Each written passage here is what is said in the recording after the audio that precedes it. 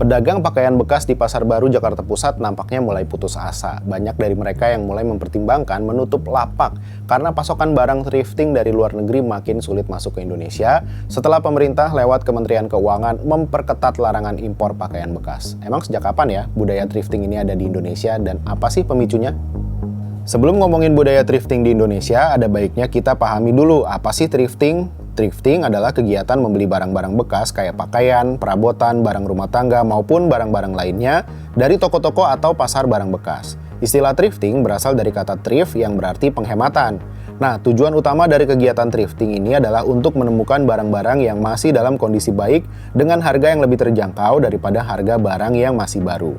Thrifting bisa dijadiin alternatif bagi yang ingin mencari barang-barang unik atau vintage dengan anggaran yang terbatas. Apalagi di situasi saat ini, saat konsumsi fashion khususnya makin mendominasi, thrifting nawarin pilihan berkelanjutan yang lebih ramah lingkungan.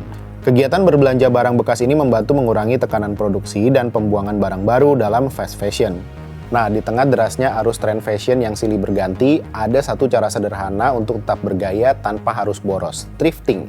Bagi sebagian orang, ini bukan sekedar berburu pakaian bekas, tapi sebuah petualangan mencari cerita di balik setiap potong kain. Dari jaket vintage yang masih gagah sampai tas klasik yang kembali menemukan pemilik barunya. Di saat dunia mode terus mendorong konsumsi tanpa henti, thrifting hadir sebagai pilihan berkelanjutan, lebih ramah lingkungan, lebih bijak, dan tetap penuh gaya. Terus, gimana budaya thrifting ini masuk ke Indonesia?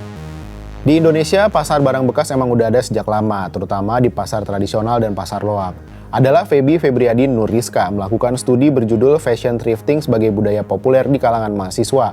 Thrifting mulai tumbuh dan berkembang di Bandung pada tahun 1990-2000.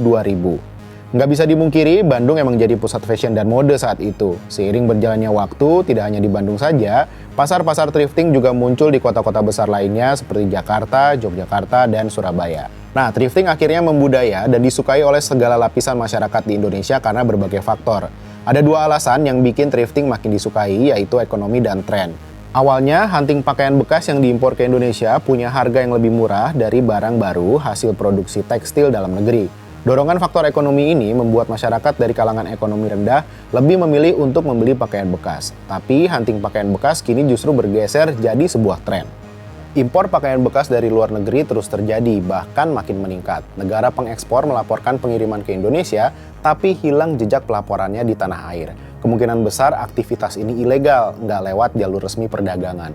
Nah, situasi ini yang memicu Menkeu Purbaya memperkuat regulasi pelarangan juga bakal menindak tegas pelaku impor ilegal tersebut, salah satunya blacklist.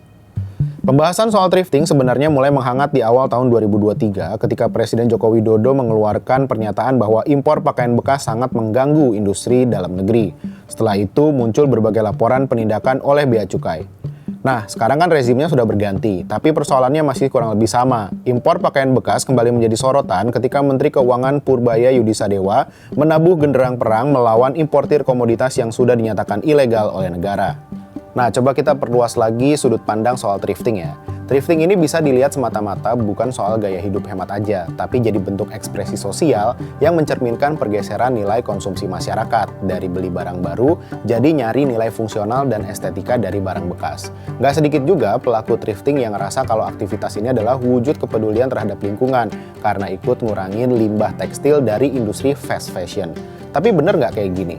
Bukannya aksi pakai ulang atau reuse yang disaranin adalah membeli pakaian bekas yang diproduksi Indonesia, bukannya datengin pakaian bekas dari luar negeri yang bisa ngurangin daya saing produk lokal.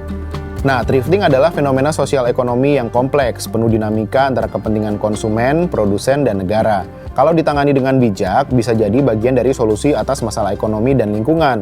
Tapi kalau dibiarin tanpa regulasi dan kesadaran ideologis, justru bisa jadi ancaman bagi keberlangsungan industri lokal dan nilai kebangsaan. Nah, mending kita nanti apakah rencana Menkeu Purbaya memerangi impor ilegal kali ini bakal berhasil, atau justru ngulang lagi kayak sebelum-sebelumnya yang timbul tenggelam nanganin kasus impor pakaian bekas. Sampai jumpa di Bahas Peristiwa berikutnya.